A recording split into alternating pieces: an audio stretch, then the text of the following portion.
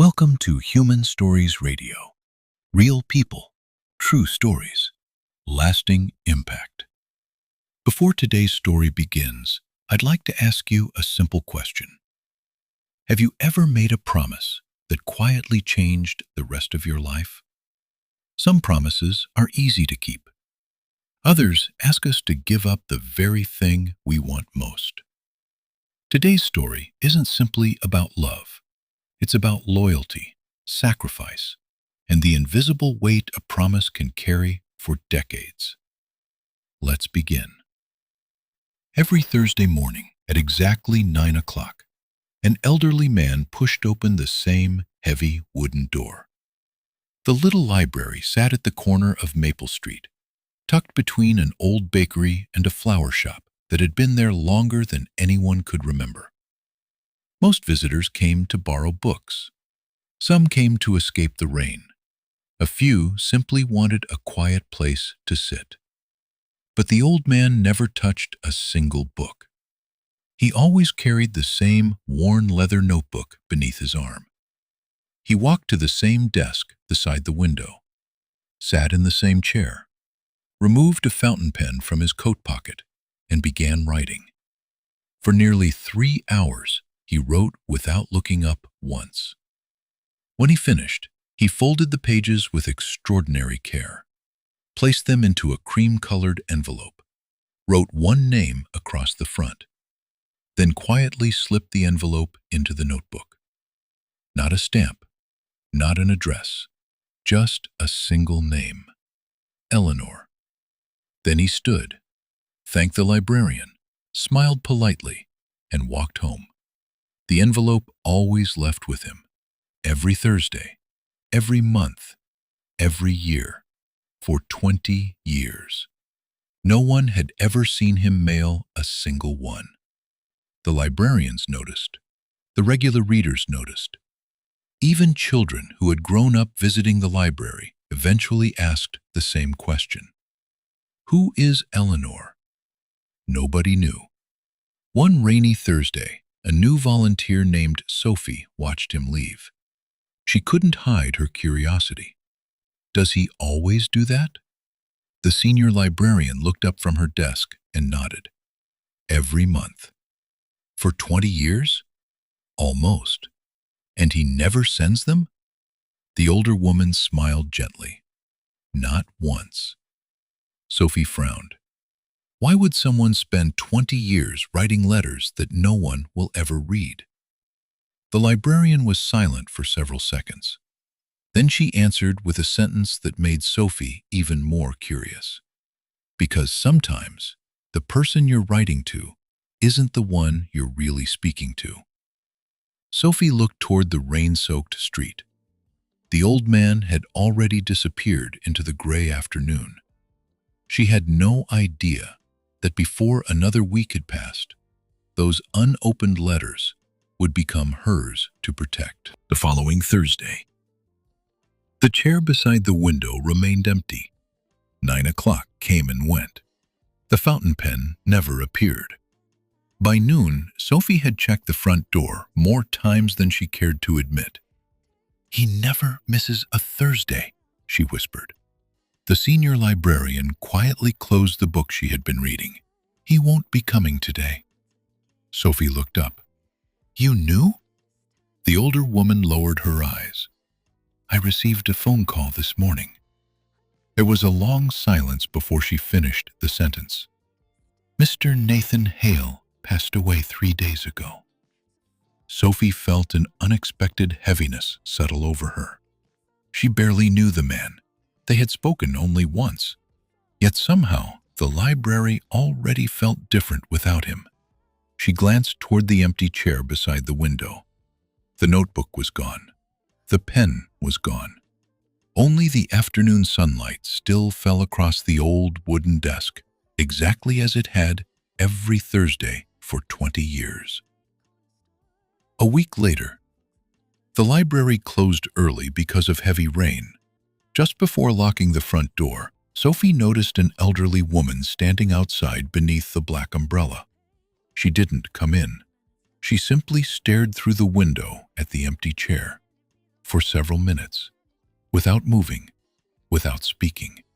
Then she quietly turned and disappeared into the rain. "Who was she?" Sophie asked. The senior librarian looked through the glass. "I've seen her before." "Does she know Mr. Hale?" "I think," the librarian hesitated, "she's the reason he kept writing." Sophie froze. "So, Eleanor is real?" The librarian slowly nodded. "As far as I know." "Then why didn't he ever send the letters?" The older woman answered softly. "I stopped asking that question years ago." 3 days later, Sophie received an unexpected phone call. "Are you Miss Sophie Carter?" "Yes." "This is Daniel Hale. My grandfather asked us to contact the librarian after his passing. He left something behind." The Hale family home sat at the end of a quiet country road. The house looked untouched by time. Books lined every wall. A grandfather clock ticked slowly in the hallway. Everything felt carefully preserved. Daniel led Sophie into a small study. "This room," he never let anyone enter. On the desk sat the same leather notebook, the same fountain pen, the same wooden chair. It looked as though Mr. Hale had simply stepped outside for a moment. Daniel opened a drawer. Inside lay 20 identical envelopes. Every one of them carried the same name, Eleanor. None had been opened. None had been mailed. Sophie reached toward them instinctively. "They're beautiful." Daniel smiled sadly. "That's not what surprised us." He walked across the room, knelt beside the old desk. Pressed against one loose floorboard, a soft click echoed through the room. The wooden board lifted slightly. Beneath it rested a small cedar box. Daniel looked at Sophie. "My grandfather left a note. He wrote that if anyone truly wanted to understand the letters, they should never start with the letters. They should start with what's inside this box." Daniel slowly lifted the lid. Sophie leaned forward. Inside, there were no letters, no photographs, no diary, only a tarnished silver pocket watch, a faded military dog tag, and a single folded piece of paper. Across the front, in shaky handwriting, were 7 words.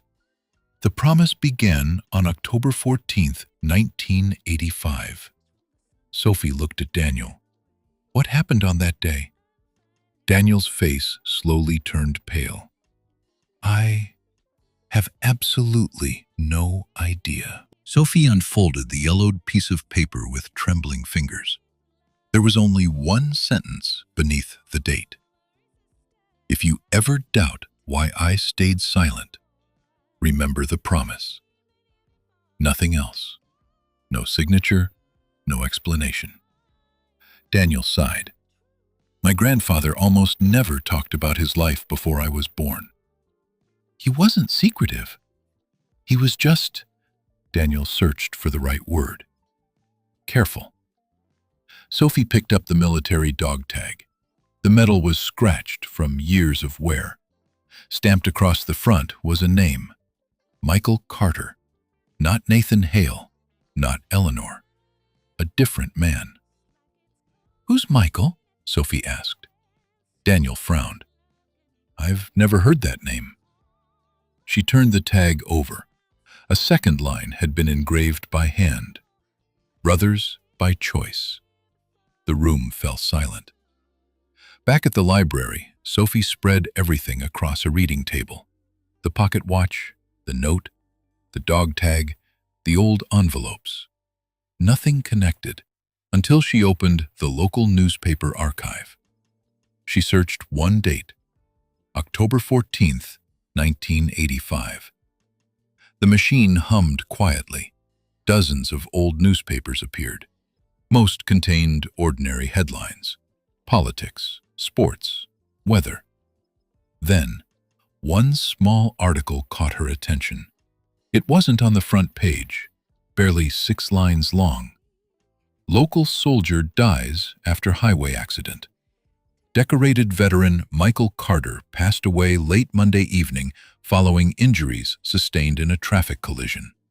He is survived by his wife, Eleanor Carter. Sophie stopped breathing. There she is. She whispered the name aloud.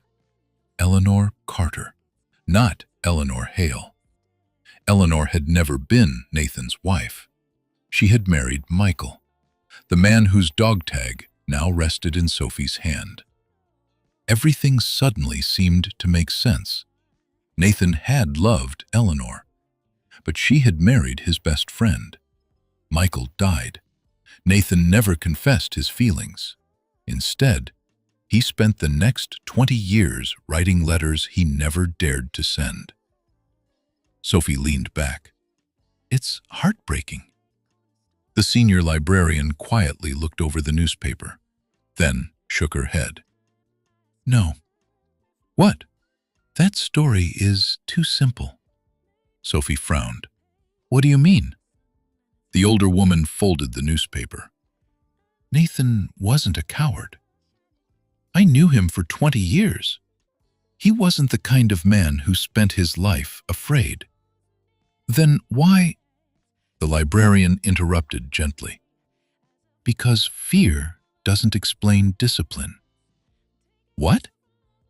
Writing every month for 20 years, on the same day, at the same time, without missing once.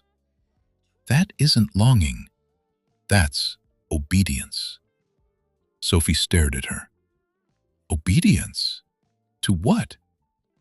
The librarian slowly looked toward the rain outside. That's the question. That evening, unable to stop thinking about it, Sophie carefully unfolded the oldest letter. She knew she probably shouldn't, but curiosity won. Inside, the handwriting was steady, beautiful. She expected to read, "My dearest Eleanor." Instead, the very first line said something completely different. Dear Michael, I kept my promise again this year. Sophie's heart nearly stopped. She turned the page over, certain she had picked up the wrong letter. She hadn't. Every letter, every envelope, every year carried Eleanor's name. But every letter began with exactly the same words. Dear Michael, Sophie whispered to herself. If these letters were never meant for Eleanor, then who were they really for? Outside, thunder rolled across the dark evening sky, and somewhere inside the quiet house, the old pocket watch ticked. For the very first time in decades, Sophie stared at the first page for a long time. The ink had faded with age, but every word was still perfectly clear. Dear Michael, I kept my promise again this year. There was no mention of Eleanor, no confession, no hidden declaration of love. Only pages describing ordinary days. The roses outside Eleanor's house had bloomed early that spring. Her roof had finally been repaired after the storm. She still smiled at strangers, even though she smiled less often than she used to. Nathan wrote everything, as if he were giving someone an annual report, not writing to the woman he loved, but speaking to the man who could no longer hear him. Sophie opened another letter 5 years later, exactly the same beginning. Dear Michael, another 10 years later, again. Dear Michael, another 15 years later. The handwriting had become slower. His hands were clearly growing older. Yet the first sentence never changed. Dear Michael. She looked at Daniel. I don't understand. Why would he keep writing to someone who died 20 years ago? Daniel quietly shook his head. I wish I knew. Then Sophie noticed something. Each letter ended with exactly the same sentence, word for word, every year. I kept my promise. Sleep peacefully, my brother. Her eyes widened. Brother, not friend, not neighbor, brother. The next morning, Sophie drove to the county Veterans Archive. An elderly archivist listened patiently as she explained what she was searching for. He disappeared into a back room. Nearly 20 minutes later, he returned carrying a worn cardboard file. Across the front were two names: Nathan Hale, Michael Carter. The archivist smiled faintly. I remember these two. They were impossible to separate. They enlisted together, trained together, served together. Everyone called them brothers. Sophie slowly opened the file. Inside were photographs. Two young soldiers laughing beside a military truck, fishing on a quiet lake, celebrating birthdays, standing shoulder to shoulder, always together. Then, one final photograph. It had clearly been taken in a hospital room.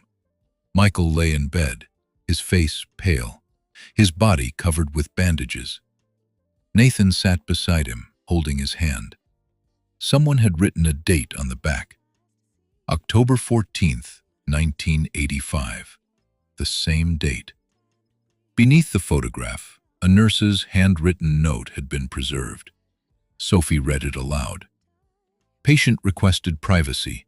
Witness present for final conversation. Below that, only one sentence had been recorded. Not by the nurse, by Nathan himself. The handwriting matched every letter. I gave him my word. Nothing more. Sophie closed the file. She finally understood. The promise hadn't been made to Eleanor. It had been made to Michael. But what exactly had Michael asked of him? That evening, Daniel called. His voice sounded different. Nathan's lawyer found another envelope. What kind of envelope? He left instructions. For you. For me? He said, Daniel hesitated, not to open it unless Eleanor agreed to be present. Sophie felt her pulse quicken. Eleanor is still alive? Yes.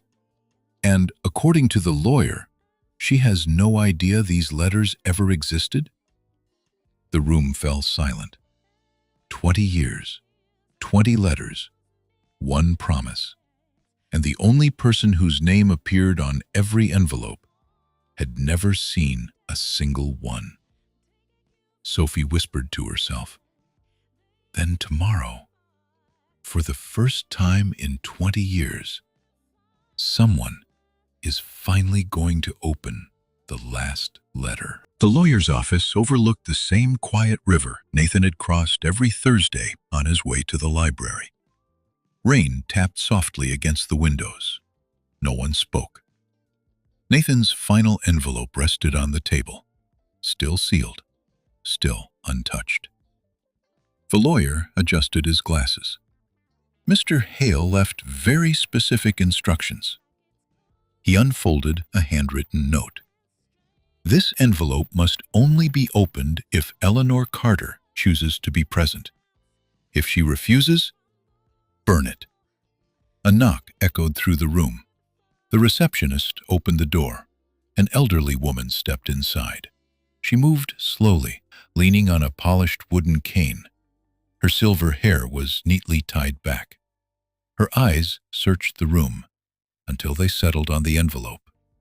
She stopped walking, almost as though she already knew what it was.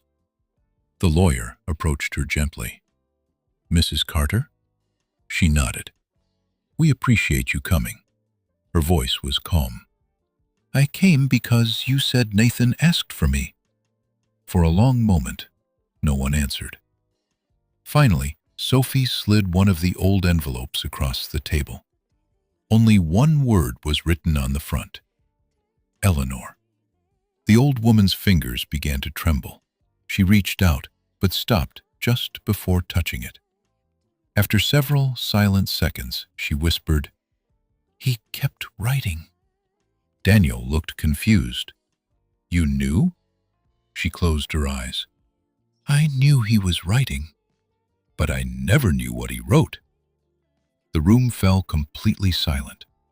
The lawyer carefully broke the seal. Inside, there were 2 letters. The first was addressed to Eleanor. The second simply read, "To whoever finally asks why." The lawyer looked toward Eleanor. "Would you like me to read it?" She nodded. He unfolded the first letter. Nathan's handwriting was instantly recognizable. "Dear Eleanor, if you're hearing these words, it means I've finally broken 20 years of silence. I hope you'll forgive me." Eleanor quietly lowered her head. The lawyer continued. On April 14th, 1985, Michael knew he wasn't going to survive. Sophie instinctively leaned forward. He asked everyone else to leave the room. Then he held my hand and asked me for one final favor. The lawyer paused. His voice became softer. "Nathan, promise me that after I'm gone, you will never tell Eleanor how you feel." The room froze. No one moved. No one breathed. The lawyer continued reading. I tried to refuse. I told him he was asking too much. He smiled. Then he said something I'll never forget. The lawyer swallowed. "If she ever chooses you, I'll spend eternity wondering whether I stole your happiness or you stole mine." Silence. Even the rain outside seemed to disappear. Nathan's words continued. "So I made him a promise. I promised I would never ask you to love me, never tell you the truth, never stand between you and the life you deserved to build." Eleanor covered her mouth. Tears rolled silently down her face. Then came the sentence no one expected. "The hardest part wasn't keeping the promise. The hardest part was realizing you had loved me too." Sophie slowly looked toward Eleanor. The old woman closed her eyes. "I did," she whispered. "I loved him." Daniel stared at her. "You what?" She smiled sadly through her tears. "I loved Nathan long before I married Michael." The room fell into complete silence. "I chose Michael," she continued, "because Nathan never said a word." She laughed softly, a broken laugh. "I thought he simply didn't love me." Another tear slipped down her face. "So I buried my feelings and tried to become a good wife." Sophie felt a chill run through her body. 20 years, 3 lives, destroyed. Not by betrayal, not by lies, but by a promise. The lawyer turned to the final page. Nathan had written only 3 more lines. "Michael, I kept my promise. I only hope it was worth the price." No one in the room spoke, not for a very long time. Outside, the rain had stopped. For the first time that afternoon, a beam of sunlight broke through the clouds. But inside the room, no one noticed. Because every person present was asking themselves the same question. Had Nathan done the right thing? Or had one promise stolen 3 lives? No one left the lawyer's office for a long time. The room remained silent. Eleanor was the first to stand. "I'd like to go home." Daniel instinctively stepped forward. "I'll drive you." She smiled gently. "No, I think I'd like to walk." The rain had stopped.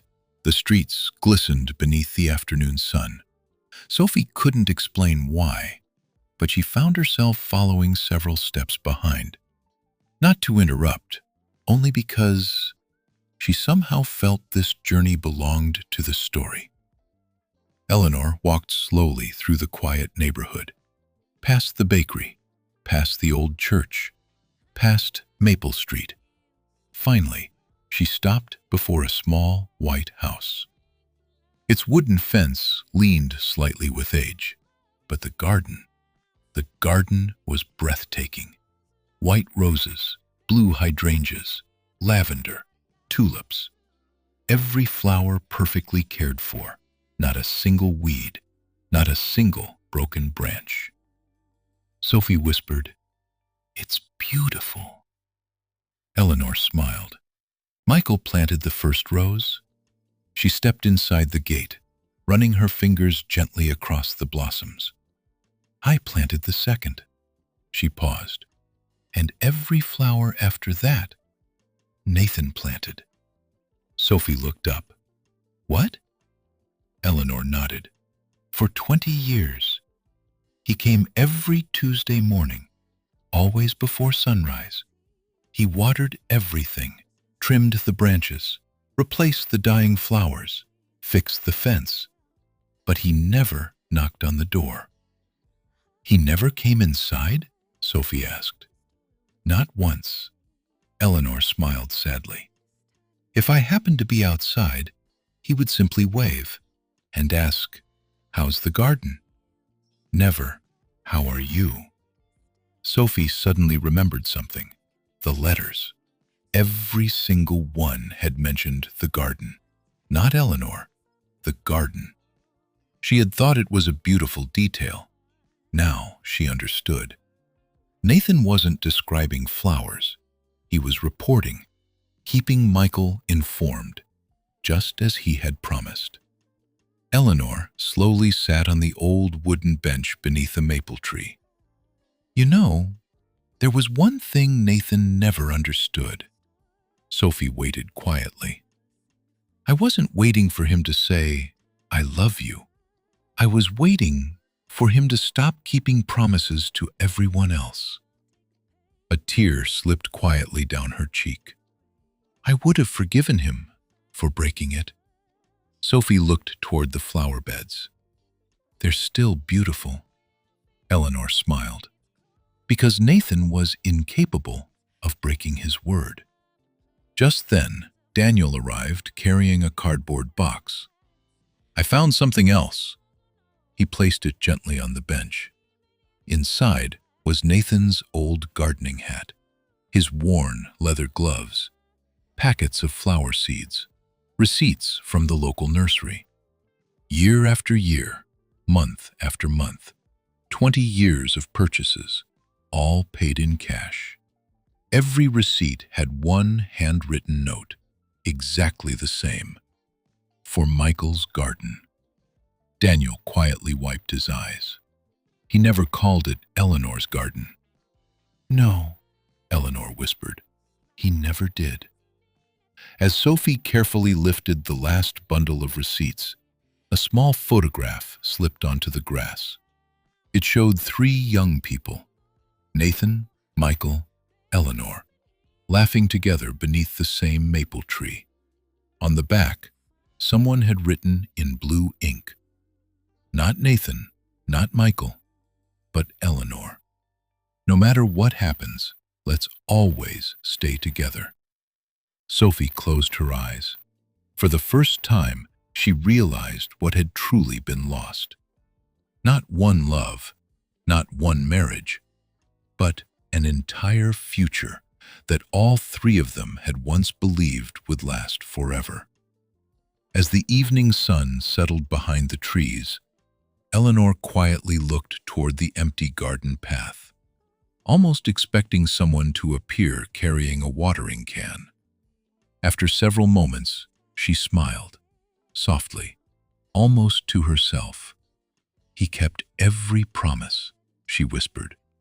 Then her voice broke, "Except the one we made together."